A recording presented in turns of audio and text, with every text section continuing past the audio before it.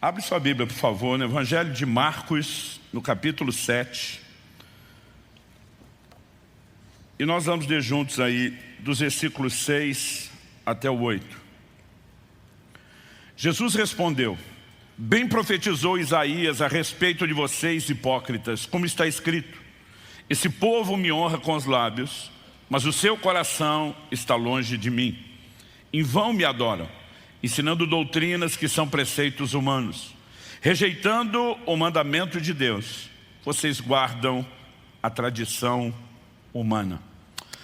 Senhor, nós de fato queremos ter um coração que te honre, que se alinhe contigo, que ande na tua palavra, que possa de fato se conectar com o Senhor para vivermos o melhor dessa comunhão e desse relacionamento. Nosso anseio não é meramente pelas bênçãos, mas muito mais do que elas serão efeito colateral, entrar nesse lugar de realmente conectarmos de uma forma íntima e profunda com o Senhor, e nós clamamos que o teu Espírito nos guie a um entendimento, a um alinhamento por meio da tua palavra e que ela cumpra o seu propósito nesta manhã, em nome de Jesus. Amém.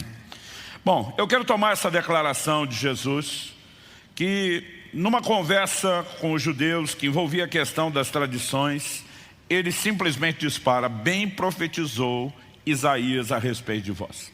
Isaías falou cerca de 700 anos antes de Cristo. Eu particularmente não creio que Jesus está dizendo: olha, 7 séculos atrás Isaías profetizou só a respeito de vocês, essa geração. Particularmente eu acredito que Isaías falou tanto ao povo dos seus dias, como também a sua profecia não se limitou à sua geração. Muitas vezes na Bíblia nós temos as profecias, chamamos de dupla referência.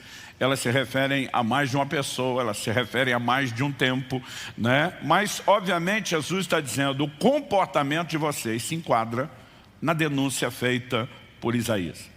E, ao mencionar esse texto e essa porção das Escrituras, né, registrado lá em Isaías, no capítulo 29, no verso 13, Jesus nos mostra algumas coisas importantes. Em primeiro lugar, ele mostra que a adoração não deveria ser apenas um culto externo, né? Quando eu era garoto, eu lembro de uma professora que corrigiu os alunos dizendo que nós estávamos numa aula de corpo presente, né? Ela dizia: olha, a carcaça, o corpo de vocês está aqui, mas a mente está bem distante.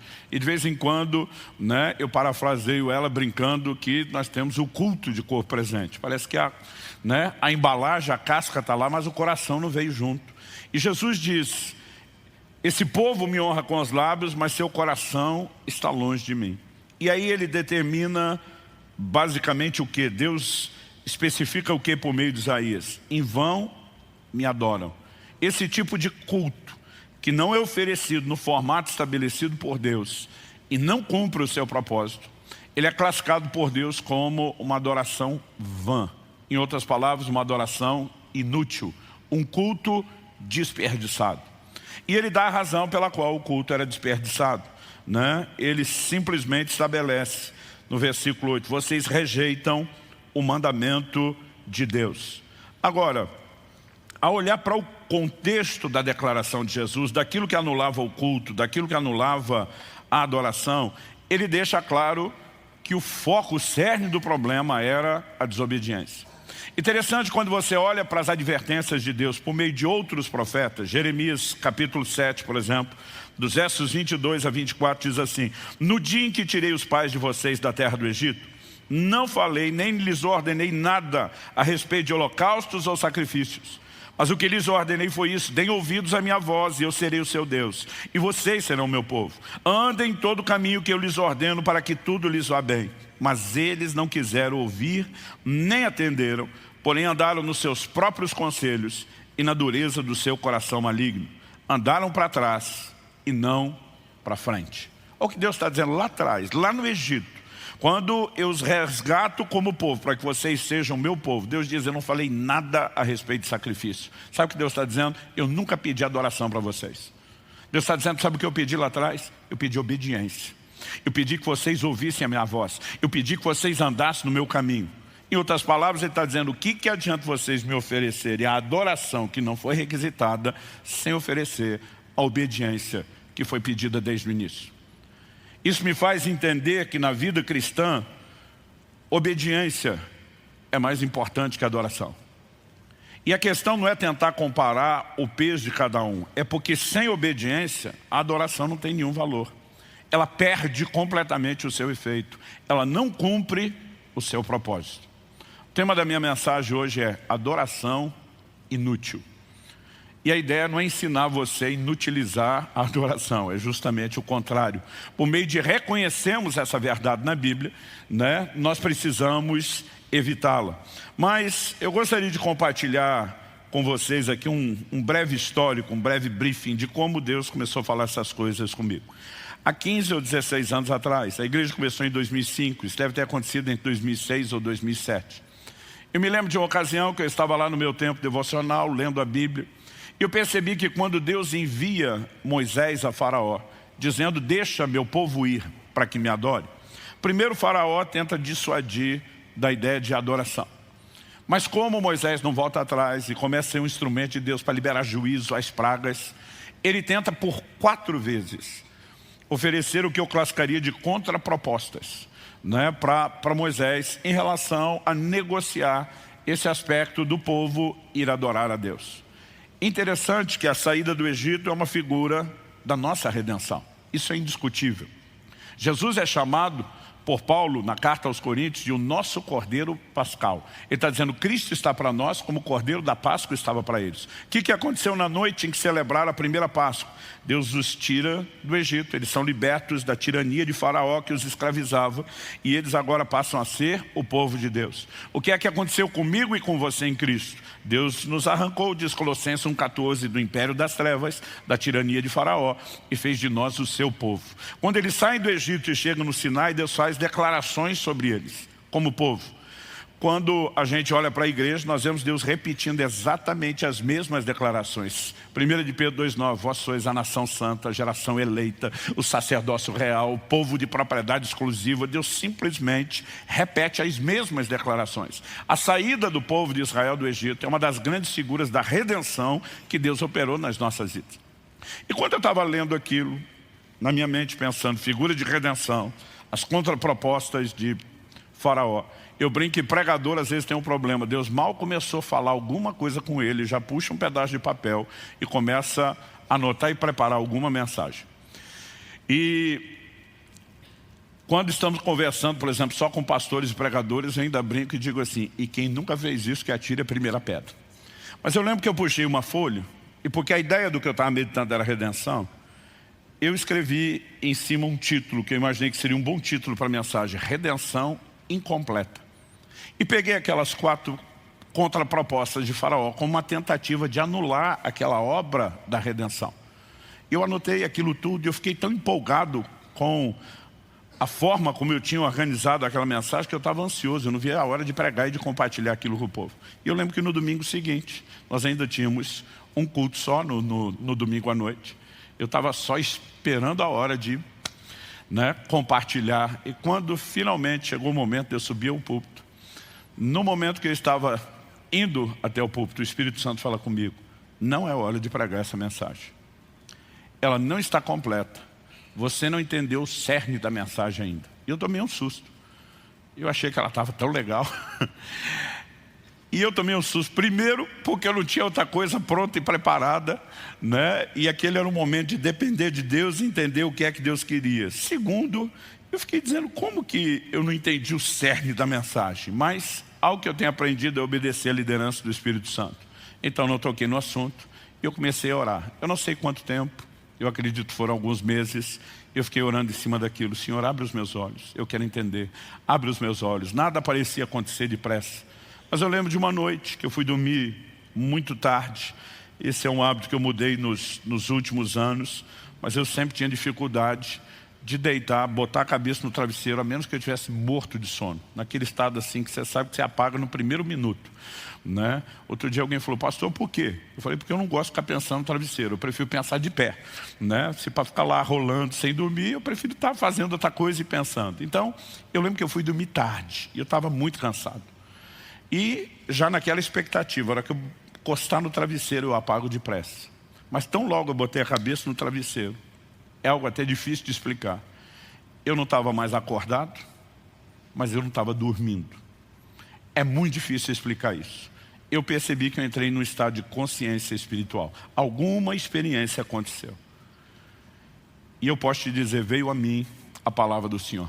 Deus falou comigo naquele momento.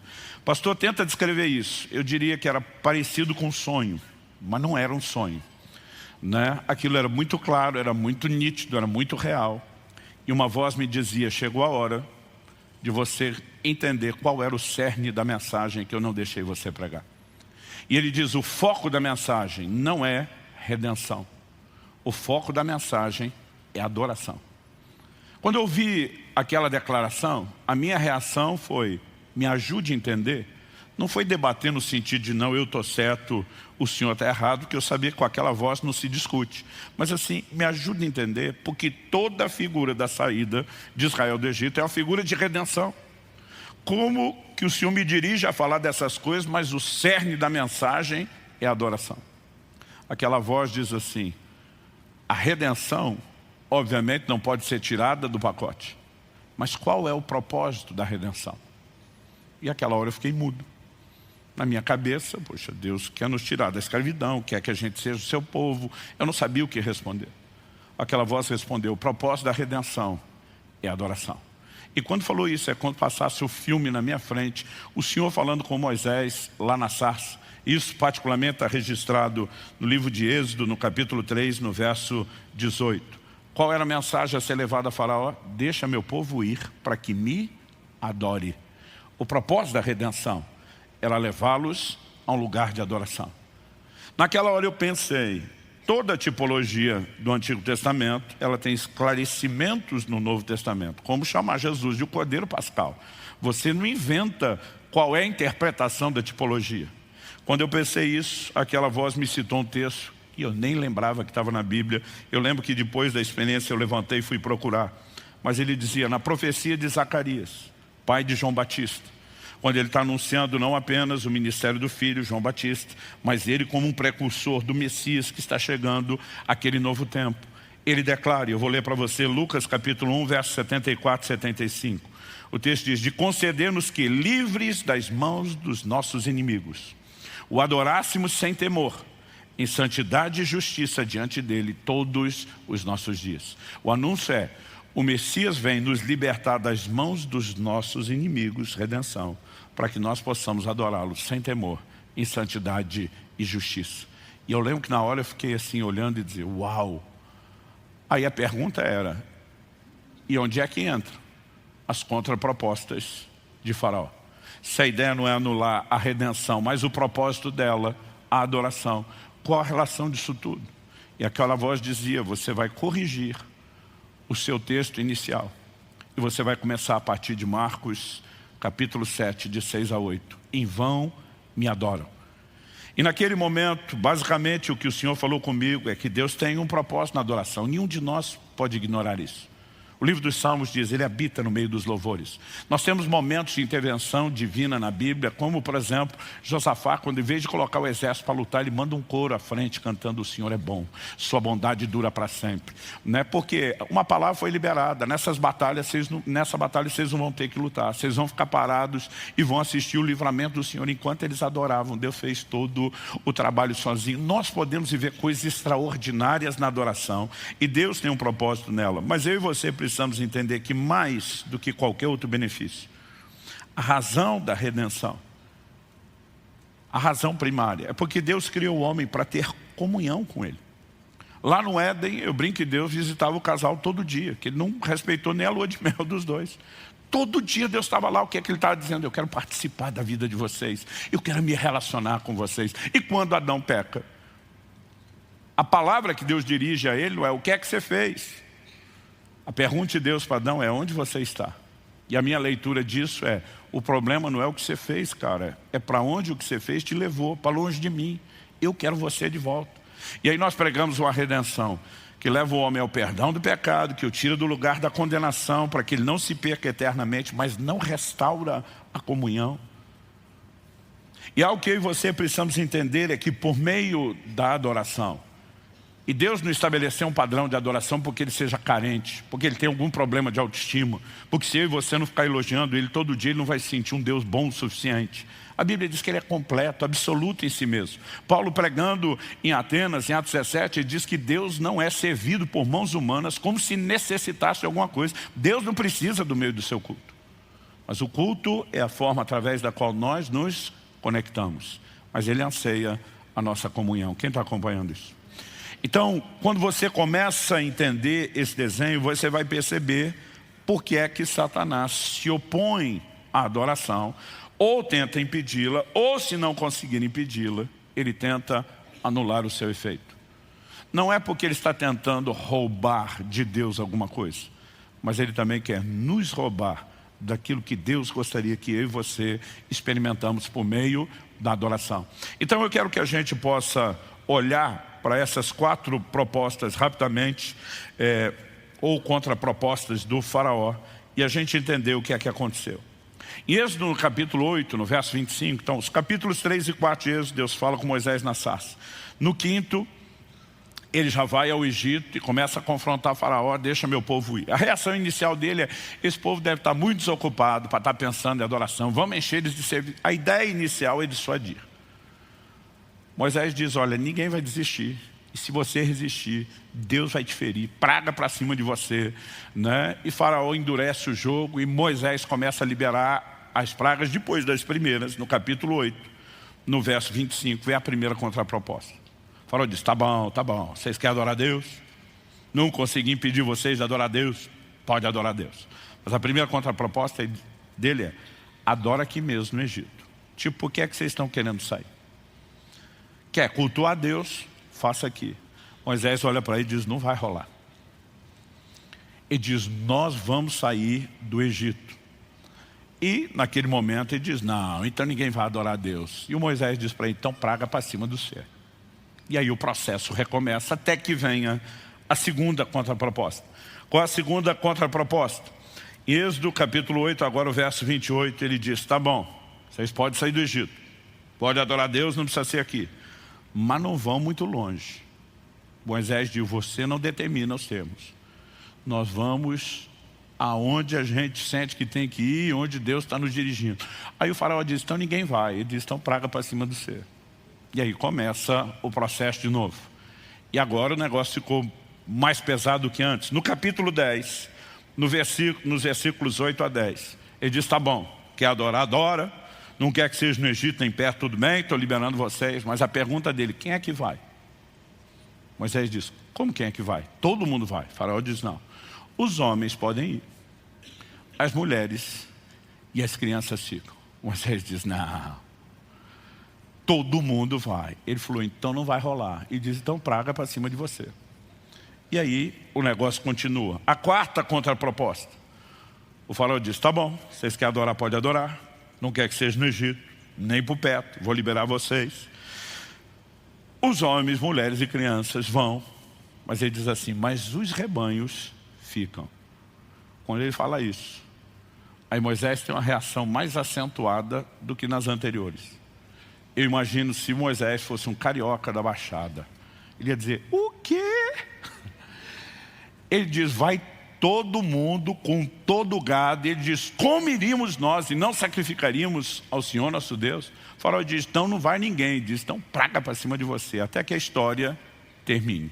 Eu quero que a gente olhe essas 4 contrapropostas como 4 tentativas, uma mais sutil do que a outra, de anular o nosso culto, de anular o efeito da nossa adoração, de colocá-la naquela classificação que Jesus chamou de uma adoração inútil. Porque quando princípios são quebrados e a adoração não cumpre o seu propósito, ela não vai ter efeito. Deus nunca quis um mero ritual, uma mera liturgia, a gente repetindo canções da boca para fora. Deus espera que haja um alinhamento completo, não só daquilo que a gente fala, mas de tudo aquilo que não apenas a gente sente, mas a gente determina em relação à nossa vida para com Ele. E o inimigo sabe disso e ele vai tentar sempre de alguma forma nos enredar para comprometer a adoração. Então uma das primeiras coisas que nós precisamos entender, por que é que Deus mandou o povo sair do Egito? É porque Ele queria um povo separado. Em Êxodo, no capítulo 19, nos versos 5 e 6, quando eles chegam no Sinai, Deus diz o seguinte: se vocês ouvirem atentamente a minha voz, guardarem a minha aliança, vocês serão a minha propriedade peculiar dentre todos os povos, porque toda a terra é minha. Vocês serão para mim um reino de sacerdotes, uma nação santa. São as declarações que Pedro vai fazer depois. Deus diz: eu quero um reino de sacerdotes, uma propriedade peculiar, um povo que seja meu, totalmente meu. É por isso que você vai ver instruções como em Êxodo 34, 15 e 16, Deus dizendo: não façam aliança com os moradores da terra. Ele diz: também não aconteçam que vocês escolham para seus filhos mulheres do meio das filhas deles, e estas, ao se prostituírem com os deuses que adoram, façam com que também seus filhos se prostituam. Deus está dizendo: vocês não vão ter conexão cultural nenhuma. Eu não quero ninguém se corrompendo, eu quero um povo completamente meu. Traduzindo, o Egito é uma figura do mundo e do ambiente de pecado onde já estivemos escravizados. E quando Deus opera a redenção, que tem o propósito de nos levar à adoração, Ele está dizendo que você tem que sair de lá, porque a adoração não é para escravos, é para livres. E o nosso comportamento, o comportamento de quem pratica e exerce adoração, tem que condizer com isso. Em Gálatas, no capítulo 1, no verso 4, a Bíblia fala a respeito de Jesus nas seguintes palavras: o qual entregou-se a si mesmo pelos nossos pecados, para nos desarraigar desse mundo perverso. Parte da obra da redenção é justamente nos arrancar com as raízes do Egito. Isso não significa um transporte geográfico, mas está falando de uma estrutura, de um sistema ao qual eu e você já estivemos acomodados. É por isso que Romanos 12 diz: não vos conformeis com esse mundo, não tome a forma do mundo, mas transformem-se pela renovação da vossa mente. Nossos valores, nossas práticas precisam mudar a partir da conversão. É lógico que Jesus deixa claro que sair do mundo não é literal, não é geográfico, como eu falei antes. Em João 17, 14 a 16, na oração sacerdotal, Jesus falando ao Pai, orando pelos discípulos, diz: eu lhes tenho dado a tua palavra e o mundo os odiou, porque eles não são do mundo, como também eu não sou. Não peço que os tires do mundo, mas que os guardes do mal. Eles não são do mundo, como eu também não sou. Eu e você, a partir do momento da redenção, deixamos de pertencer a esse sistema e precisamos entender que Deus está nos retirando dele. Então a adoração não é para ser praticada nesse ambiente, nessas práticas e nesse convívio. Quem está entendendo? Quando simplesmente o faraó está dizendo: adora aqui mesmo, ele está dizendo: se eu te manter no Egito com esse estilo de vida, com esse padrão e misturado, eu sei que a sua adoração não vai ter valor nenhum. Era uma tentativa deliberada de simplesmente anular aquilo. Agora, eu sei que tem gente que nunca saiu do Egito, mas tem gente que depois de sair acaba voltando para lá. Quando o apóstolo Paulo, escrevendo em 2 Timóteo, capítulo 4, verso 10, ele diz assim: Demas me abandonou, tendo amado o mundo presente. Ele não está falando de um cara que só desistiu do ministério. Está falando de um cara que amou aquele lugar de onde Deus o tirou de tal maneira que migrou, voltou para lá. E muitas vezes tem aquelas pessoas que nem saem, elas querem tomar uma decisão por Jesus, mas não querem viver o processo de santificação que deveria nos tirar do mundo. E tem aqueles que até saem, mas em algum momento eles acabam regressando. Essa proposta, ela é descarada. Moisés não aceitou. Mas a segunda contraproposta, ela é mais sutil. O faraó diz: tá bom, vamos rever. Não precisa ficar aqui. Só não vá muito longe. Então ele está dizendo: eu até negocio sua não permanência, desde que a gente não perca vínculo. Desde que a gente não desligue totalmente. E aqui nós temos uma contraproposta, que basicamente ainda mexe na área da consagração, mas ela é mais sutil. É quase como se ele estivesse dizendo: olha, saia do mundo, mas não totalmente. Fique por perto, mantenha contato. Não vamos romper de forma completa. Tiago, no capítulo 1, no verso 27, diz: a religião pura e sem mácula para com nosso Deus e Pai é essa: visitar os órfãos e as viúvas nas suas aflições, número 1. E número 2, guardar-se incontaminado do mundo. Você pode repetir isso comigo? Diga: a religião pura e sem mácula é guardar-se incontaminado do mundo. Deus espera isso de nós. Ele nos arrancou de lá justamente para isso. E o relacionamento com o mundo é incompatível para aqueles que cultuam a Deus. 1 de João 2, de 15 a 17, não amem o mundo, nem as coisas que há no mundo. Se alguém amar o mundo, o amor do Pai não está nele. Porque tudo que há no mundo, os desejos da carne, os desejos dos olhos, a soberba da vida, não procede do Pai, mas procede do mundo. Ora, o mundo passa, tem como seus desejos, outra tradução diz suas concupiscências.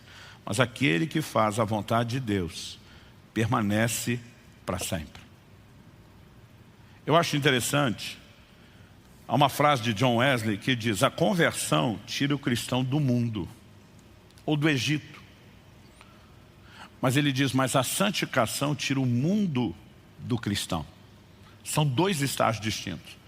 A gente tem um ditado entre os pastores que a gente diz, difícil não é tirar o camarada do Egito, é tirar o Egito de dentro dele.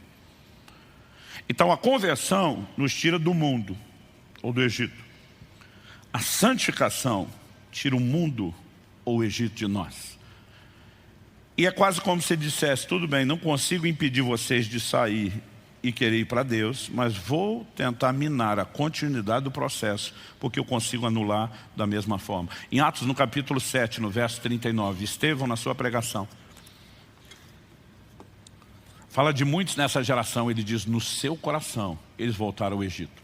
Fisicamente, nunca voltaram para lá, mas algo aqui dentro não desligou. Ele diz, no coração, voltaram. Anos atrás, eu lembro de uma conversa que eu estava tendo com um pastor amigo do Distrito Federal. Em algum momento nós caímos nessa coisa de algo que se fazia muito antigamente, cada vez menos hoje, é ter um momento no culto que você abria para testemunho. E você simplesmente passava o microfone e deixava as pessoas testemunhar. E você tinha todo tipo de surpresa, né, em momentos de improviso como esse. E ele falou de uma situação, de uma pessoa chegou, eles estavam até acompanhando o processo, não era alguém completamente estranho. Falou, pastor, eu queria dar um testemunho, o senhor sabe da minha conversão. O camarada tinha sido, chamá-lo de torto era elogio, de tão esculhambada que era a vida dele. E ele tinha se convertido, e a turma assim, conhecia a história dele. E ele sobe e fala, olha, muitos de vocês sabem minha fama na cidade, conheceram minha história. Eu estava preso na bebida, nas drogas, nas orgias, né? no crime. Ele vai descrevendo, ele falou, mas olha, Deus me alcançou, me salvou. Mas à medida que ele vai falando de onde Jesus o tirou, e a ideia era exaltar a redenção, o testemunho, teve um momento que ele para e dá um suspiro e larga um, eita tempinho bom aqui.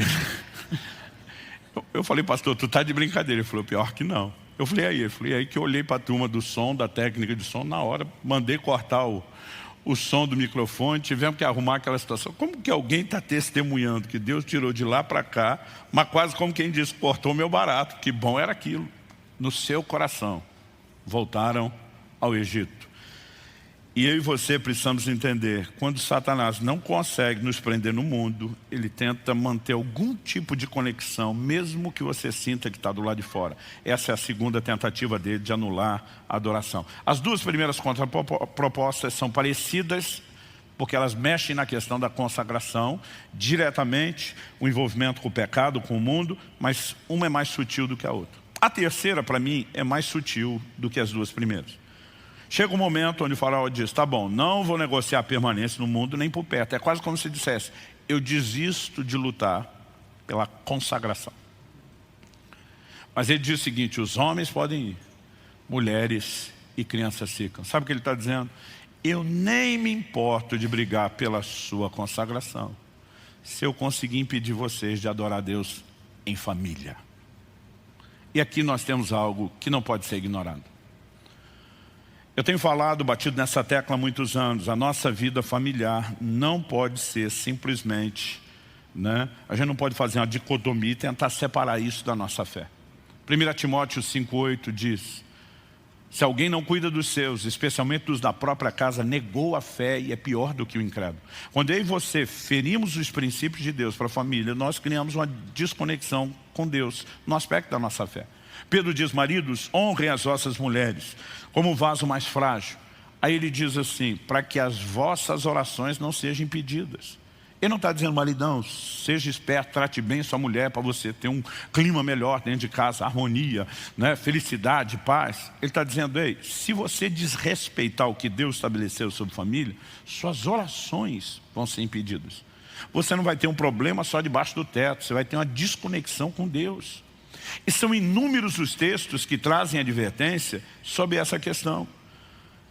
Ao que eu e você precisamos entender que, se por um lado o diabo não quer que nós cultuemos a Deus enquanto indivíduos, parece que ele tem um desespero da ideia de cultuarmos a Deus em família. Aí você vai entender que na Bíblia, embora a salvação seja individual, em termos de responsabilidade, o plano e o projeto de Deus é para a família. O que é que Deus prometeu a Abraão? Em ti serão benditas todas as famílias da terra. Paulo escreve aos Gálatas e diz que Deus pré-anunciou o evangelho a Abraão nesse dia. O que é que Deus disse para Noé? Eu quero oferecer salvação não só para você, mas para toda a sua família. O que é que Deus propôs para Ló ao tirá-lo de Sodoma? Eu quero oferecer salvação para você, mas para toda a sua casa, para toda a sua família. E quando você chega no Novo Testamento, você vai ver essa declaração, tanto sendo feita a respeito de Cornélio, como do carcereiro de Filipos, sobre ter salvação, não só para a pessoa, mas para toda a casa. A responsabilidade de salvação individual, mas o plano de Deus é para a família. E Deus está atrás de gente que se levante, como Josué, para dizer, eu e a minha casa serviremos ao Senhor. Muitas vezes nós não percebemos o quanto Satanás quer nos enredar. E nós não lutamos como deveríamos por uma adoração familiar. Muitas vezes a nossa sensação é mais ou menos o seguinte, bom, a família não quer, problema deles, eu vou sozinho. A verdade é que Deus te chama enquanto indivíduo você tem a responsabilidade de corresponder com Ele, mas todos nós deveríamos carregar uma mentalidade de lutar pelos nossos familiares, de interceder, né? De manter um bom testemunho, de evangelizar, e mesmo aqueles que já estão servindo ao Senhor, de preservarmos um ambiente onde a família adore juntos. Eu sei que há determinados momentos, os filhos crescem, né? Vão migrando aí da adolescência, à juventude, né? Nós temos aqui pais que vêm pela manhã e os jovens vêm no culto da noite, por diversos motivos. Eu não estou dizendo que todo domingo a família precisa necessariamente estar junto. Tem uma hora onde os novos núcleos familiares vão sendo formados, né? Meus filhos casando estão nos colocando nessa condição, mudam, vão para lugares diferentes, não dá para estar mais ali o tempo todo. Então, eu não quero que você ache que eu estou batendo o pé de que se não tiver um culto com toda a família está errado. Mas tem gente que nunca faz isso. Estou indo domingo para a igreja. Quem quer vai, quem não quer, fique. Eu lembro de quando adolescente, o dia que eu falei para meu pai que eu não ia para o culto, que eu não queria ir para a igreja. Ele diz, vai por bem ou vai no pau. Não estou dizendo que você tem que fazer isso, porque eu nunca falei dessa forma com meus filhos. Mas sabe o que eu aprendi? Ele disse, é ruim que você acha que manda alguma coisa aqui.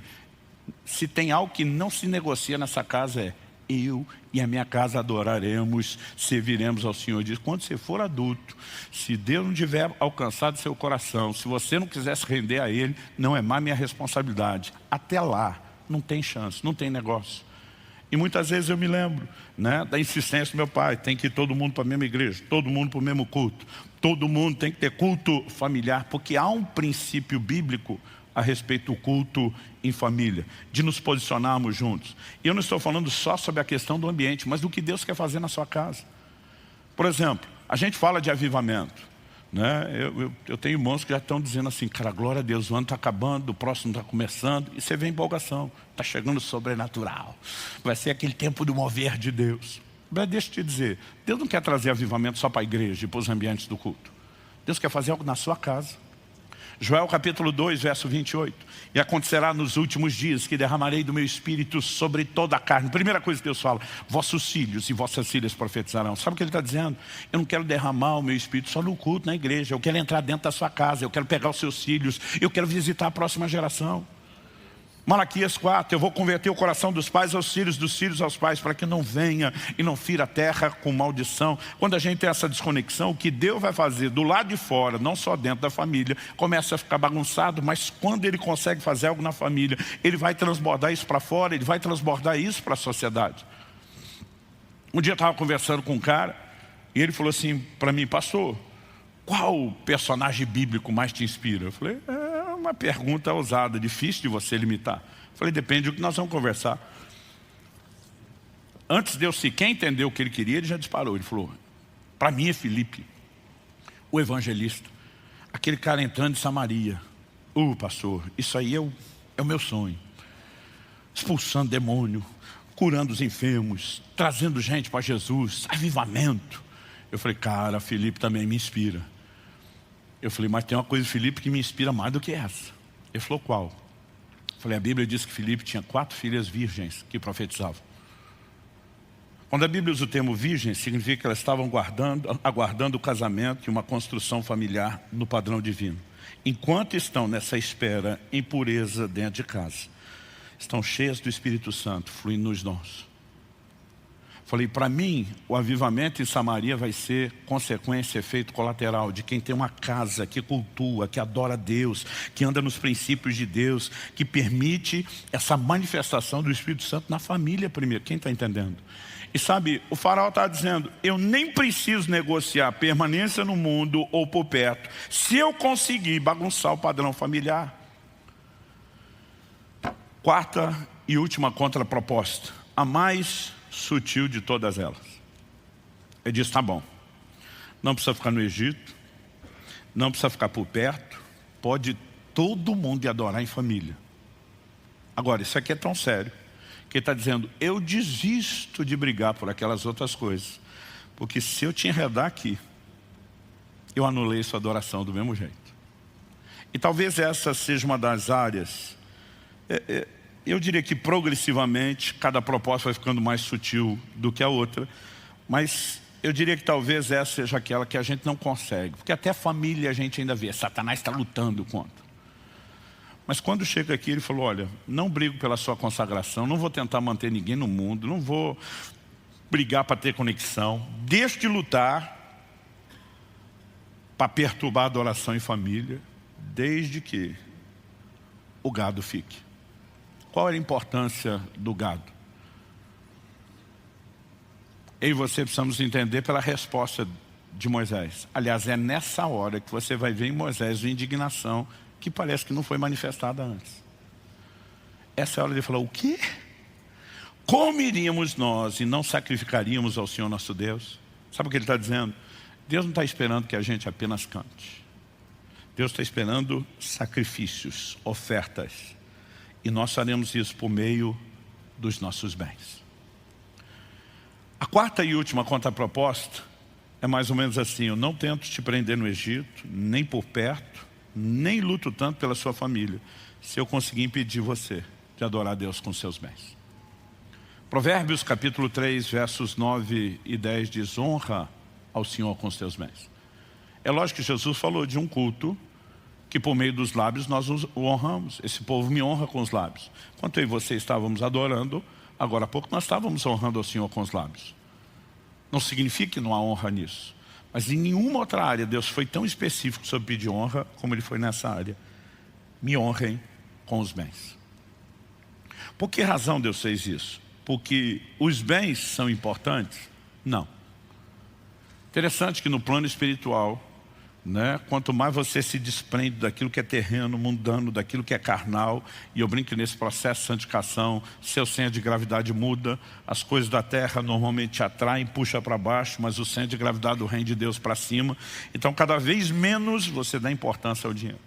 O que Deus está valorizando não é o dinheiro. O que Deus está valorizando é o coração do homem. E Ele sabe a disputa no coração do homem que acontece por essas coisas. É quase como se Deus dissesse, se você não conseguir sujeitar essa área à minha vida, a coisa vai bagunçar. John Blanchard afirmou, em determinada ocasião, poucas coisas testam mais profundamente a espiritualidade de uma pessoa do que a maneira como ela lida com dinheiro. Quando eu olho para esse assunto, eu percebo que o dinheiro em si não é o problema. Tem gente que olha para o dinheiro quase como se fosse demonizado. E essa não é a perspectiva bíblica. A Bíblia diz que o amor ao dinheiro é a raiz de todos os males, não é o dinheiro. Eu costumo dizer que tem crente que tem dinheiro, mas o dinheiro não tem ele, porque o problema não é o crente ter dinheiro, o problema é o dinheiro ter o crente, que essa é uma definição antiga de avareza. O avarento não possui as coisas, são as coisas que o possuem. Por que sabemos disso? Porque o Salmo 62, 10 diz, se as vossas riquezas aumentam, Deus não diz lá, jogue tudo fora. Se livre disso o mais rápido possível. Deus disse, se as vossas riquezas aumentam, não ponhais nelas o coração. Qual a maneira de demonstrarmos que o coração não está preso? Paulo escreve a Timóteo, e depois dizer que o amor ao dinheiro é a raiz de todos os males, e fala do perigo dos que querem ficar ricos, ele vai dirigir uma palavra aos que já estão ricos. Ele diz, diga aos ricos desse mundo que sejam generosos em dar, prontos a repartir.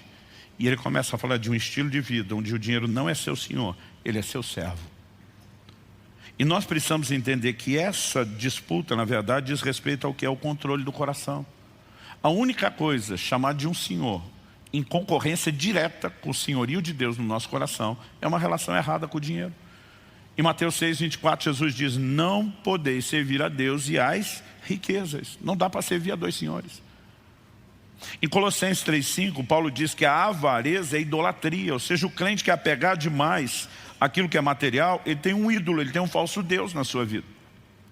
Em Mateus, no capítulo 13, na parábola do semeador, Jesus fala que uma das sementes caiu entre os espinhos. E o problema dos espinhos é, se você não arrancar da sua vida, eles não ficam estacionados. A Bíblia diz, e eles cresceram. E quando cresceram, sufocaram a ação da palavra. O que é que tem o poder de sufocar a ação da palavra na nossa vida? Jesus diz que os espinhos são os cuidados do mundo e a sedução das riquezas. Então não é o dinheiro em si, mas uma relação com ele. Ela é categorizada na Bíblia como algo delicado. E basicamente o que eu e você precisamos entender é que quando Deus está dizendo, se você me honrar, eu te honro de volta, não é que Ele tem necessidade da honra. A honra é algo que nos protege, que blinda o nosso coração. Quem está entendendo? Que nos impede de ter um outro Senhor, que garante que a gente seja só dele. Eu lembro quando eu era garoto, eu ouvia pregações, e aquilo mexia muito comigo, porque a turma citando a declaração de Jesus em João 10:10, o ladrão vem para roubar, dizia, o ladrão é o Satanás. E o Satanás quer roubar o seu dinheiro, a sua família, a sua saúde. Eu descobri com o tempo que o que o diabo quer roubar não é o meu dinheiro, minha saúde e minha família. O que ele quer roubar é minha relação com Deus. E se ele conseguir mexer nessas coisas, ele vai tentar produzir o efeito que aconteceu na mulher de Jó. Perdemos dinheiro, perdemos família, estamos perdendo saúde. Deus não é o que a gente queria, não está fazendo o que a gente queria, dispensa a Ele. O diabo só mexe nessas coisas porque sabe que de alguma forma elas têm tamanha importância para o nosso coração, que às vezes elas são mais importantes para nós do que o próprio Deus. É por isso que Jó vira para a esposa e diz, você fala como uma louca. Nós precisamos de fato compreender que essa adoração aqui não é porque o dinheiro é importante, mas o controle, o fascínio que ele pode exercer sobre o coração é algo muito delicado, é algo muito significativo. Eu lembro de uma época que eu pensava assim, não, o diabo tenta amarrar essa área da vida do crente porque ele não quer que o crente oferte. Mas na minha cabeça ele não quer que o crente oferte porque ele não quer que o dinheiro financie a expansão do reino de Deus. O diabo não tem nenhum problema com o dinheiro entrando na igreja e no reino de Deus. É só você olhar para o que aconteceu com Ananias e Safira em Atos capítulo 5. A Bíblia diz que havia um mover do Espírito Santo. Pessoas estão vendendo propriedades, sendo movidas por Deus, fazendo ofertas extraordinárias. De repente aparece Ananias e Safira para entregar uma oferta. E aí o apóstolo Pedro diz, foi esse o valor pelo qual você vendeu a propriedade? E ele mente, diz, foi, porque a Bíblia diz que ele reteve parte do preço. Nós nem sabemos se foi muito. Para a Bíblia dizer uma parte, o cara vendeu uma propriedade. Tenta imaginar hoje alguém vendendo, não precisa nem ser uma casa, um terreno, não precisa nem ser o melhor localizado, o maior, o mais valorizado. Qualquer possibilidade, nós estamos falando de um recurso alto, de uma oferta fora do comum. Aí o cara diz, não vou entregar tudo, vou segurar um quarto, vou entregar só 75%. Eu não consigo imaginar um líder reclamando. O cara está dando a maioria.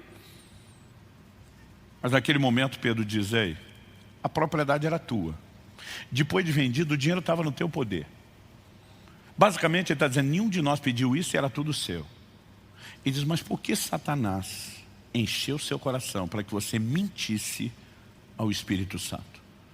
Basicamente Pedro está dizendo, quem te pediu oferta foi o Espírito Santo. E aí quando você muda as coisas e vem com um discurso diferente, você não está mentindo para nós. Você está mentindo para o Espírito Santo. Mas o problema, Pedro está dizendo, é que quem te levou a perder a sintonia com o Espírito Santo foi Satanás que encheu o seu coração. Então preste atenção em algo. A Bíblia diz, cada um contribua conforme propôs no coração. O lugar da decisão é o coração. O que eu e você não podemos ser inocente é que tanto Deus como o diabo querem influenciar o coração, que é o lugar da decisão. Agora pensa comigo, Deus e o diabo disputando o coração do homem na hora da oferta. E você acha que isso não tem valor. Mas o valor não é o dinheiro. Porque se o diabo tivesse preocupado, vai entrar dinheiro, vai financiar a pregação do evangelho, ele tinha colocado no coração de Ananias, não dá nada. E não reter uma parte. O diabo não estava preocupado com a parte do dinheiro que ia sair. Ele só queria garantir o controle no coração. Deus pode até merecer uma boa oferta, mas nunca tudo. O dinheiro ainda continuava sendo o Senhor, continuava controlando. E eu e você precisamos entender que a adoração, ela não acontece só nesse ambiente de música. Quando Jesus vem ao mundo, a palavra de Deus é muito clara a respeito de como os pastores no campo, vem uma multidão, uma milícia, né, de anjos. Eu gosto de chamar isso de um coral de anjos cantando e adorando. Você consegue imaginar, além do próprio culto a Deus, o espetáculo que deve ter sido isso? Eu brinco que eu pagava qualquer valor de ingresso para ver um espetáculo desse. Eles cantando glória a Deus nas alturas, paz na terra aos homens, a quem Ele quer bem. Deve ter sido um negócio top das galáxias. Mas Deus não quer que Jesus seja celebrado só com música, muito menos só por anjo. Em Mateus, no capítulo 2, no verso 2, quando os magos que vêm do Oriente, nos dias de Herodes, finalmente chegam em Israel, a pergunta deles é: onde está o recém-nascido rei dos judeus? Porque vimos sua estrela no Oriente e viemos para adorá-lo. Eu gosto dessa declaração. Nós viemos para adorá-lo. Então Cristo, na sua chegada ao mundo, é recebido com adoração não só angelical, mas de homens. Adoração angelical, cânticos. Quando esses magos chegam finalmente no lugar, o verso 11 de Mateus 2.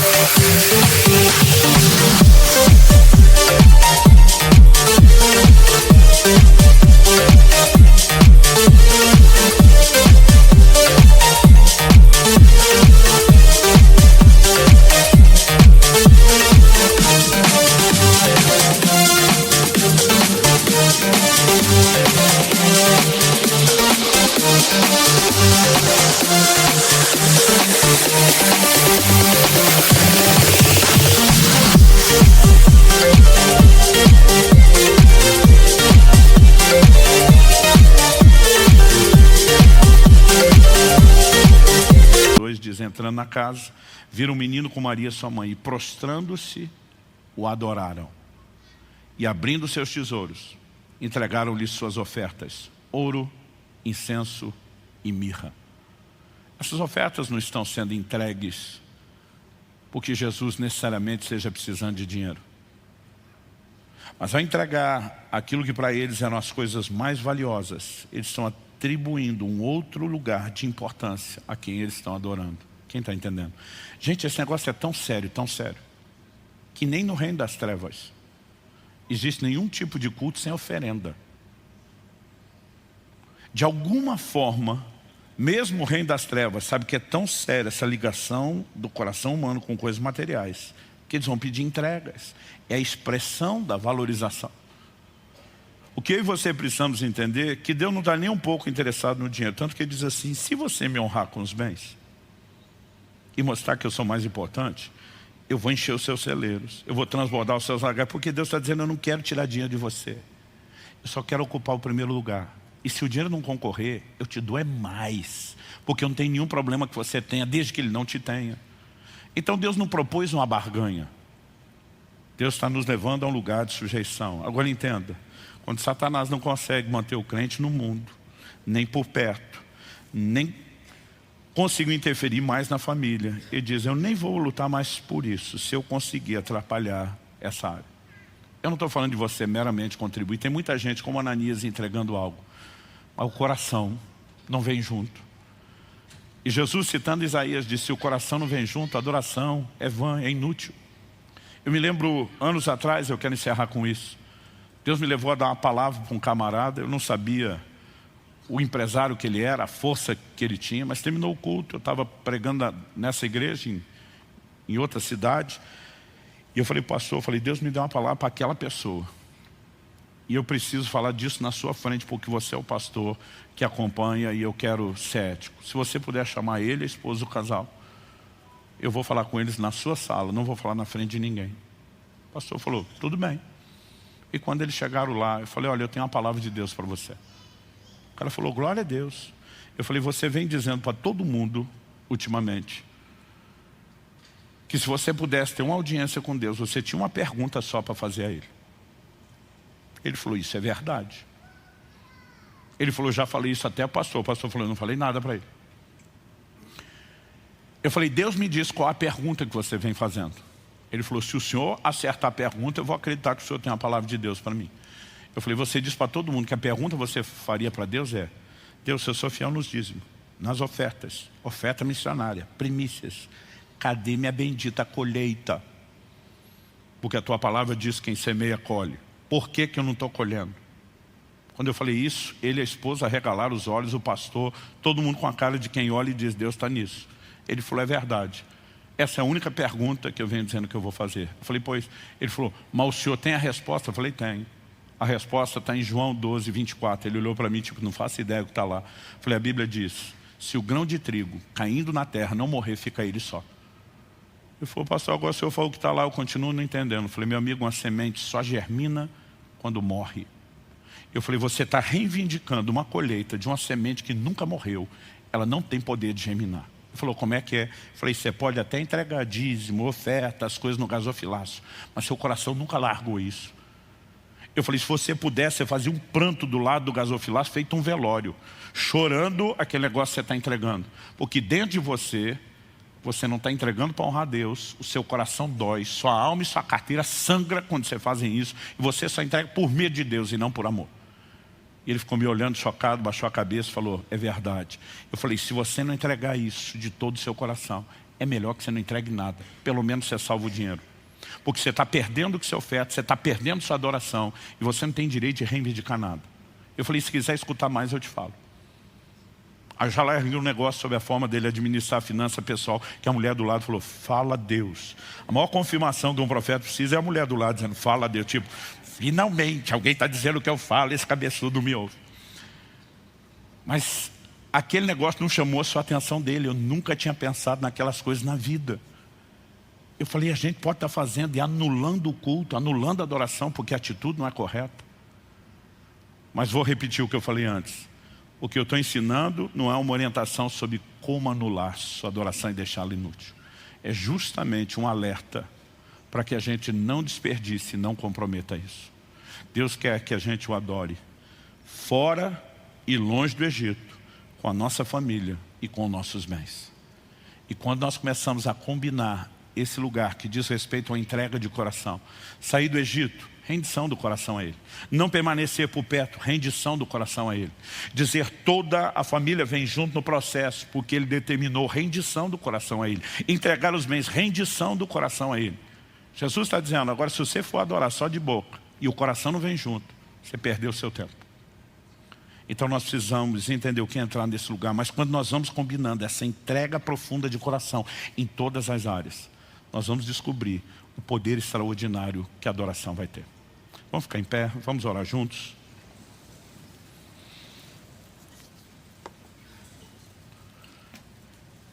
Eu lembro das primeiras vezes que eu compartilhei esse assunto, há uns 15 anos atrás.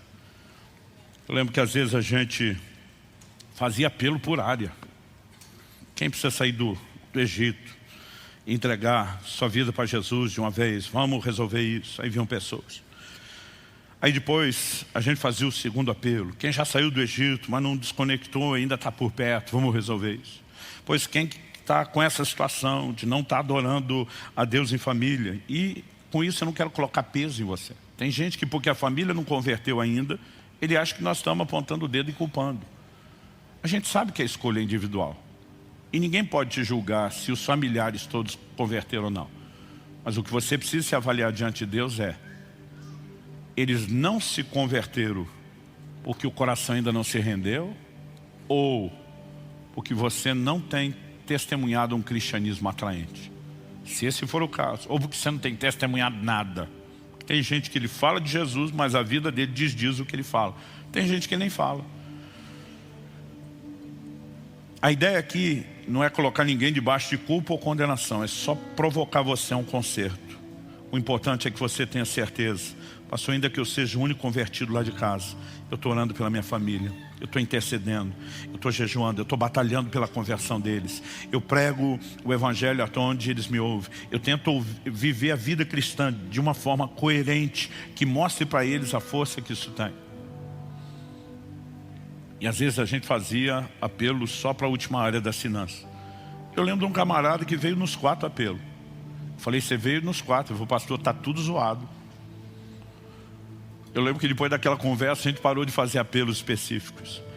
E eu comecei a dizer simplesmente às pessoas, qualquer que seja a área ou as áreas que precise de ajuste, o mais importante é que você decida no seu coração, eu vou ajustar isso. Eu não quero uma adoração inútil. Eu não quero brincar de evangelho.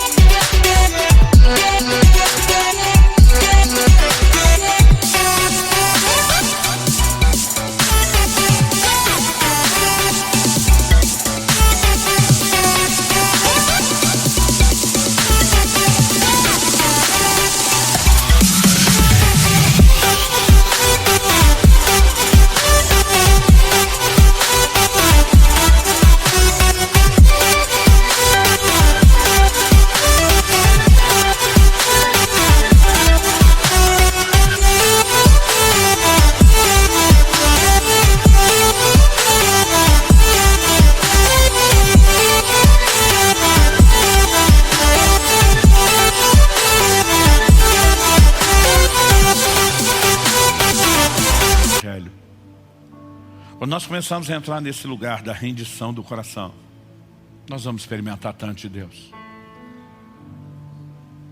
Imagine Deus dizendo, se você rendeu essa área financeira plenamente para mim, eu posso te dar qualquer coisa. Ele está dizendo, eu não vou perder você, não é uma troca. Agora você imagina todas essas áreas da nossa vida alinhadas em sujeição a Ele. Nós não fomos chamados só para frequentar um culto, só para erguer a mão e cantar. Há uma adoração que é vivida dia a dia, dentro de casa, na forma como você gerencia os seus bens, na maneira como o seu coração se mantém desconectado do mundo. Quem está entendendo? E se há necessidade de ajuste, esse é o lugar certo para arrependimento, para conserto, mas acima de tudo, por uma decisão de dizer, nós vamos nos santificar. Por quê? Como diz a profecia de Zacarias, o pai de João Batista, que nós o adorássemos sem temor, em santidade e justiça, todos os nossos dias. Não é só nos cultos de domingo, na reunião da célula, numa vigília, numa conferência top ocasional de vez em quando. Todos os nossos dias nós o adorássemos em santidade e justiça. Algo tão glorioso, tão atraente nesse convite, que se a gente não se distrair com essas ofertas, nós vamos viver isso de forma plena e completa. Pai, nós nos colocamos diante de Ti e pedimos aquela ação prática, personalizada do Teu Espírito Santo no coração de cada um. Estende a Tua mão. Ajuda-nos não só a entender os princípios bíblicos, mas alinhar a nossa vida da forma correta. E se temos nos distraído, se temos, ó Deus, nos empolgado, se temos sido seduzidos por algumas dessas contrapropostas, nós oramos que não apenas os olhos se abram, mas que o coração seja compungido pelo arrependimento que vem do céu. Que haja conserto, que haja decisão, não apenas tomada na Tua presença, mas turbinada hoje pela ação do Teu Espírito Santo. Porque nós não queremos Te oferecer uma adoração inútil. Nós queremos viver aquela adoração útil, eficaz. Então Te pedimos, não apenas aqui agora, enquanto ouvimos isso, mas que haja um processo de continuidade, mesmo depois de deixarmos esse culto e essa reunião. Nós oramos em nome de Jesus. Em nome de Jesus. E para a glória de Deus.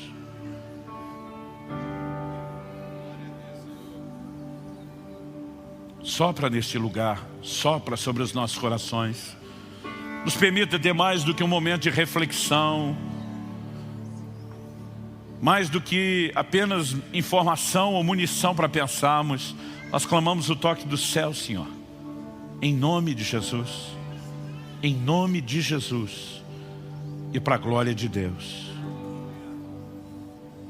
Se você crê e concorda, diga amém. Se você recebe essa palavra, diga eu recebo em nome de Jesus.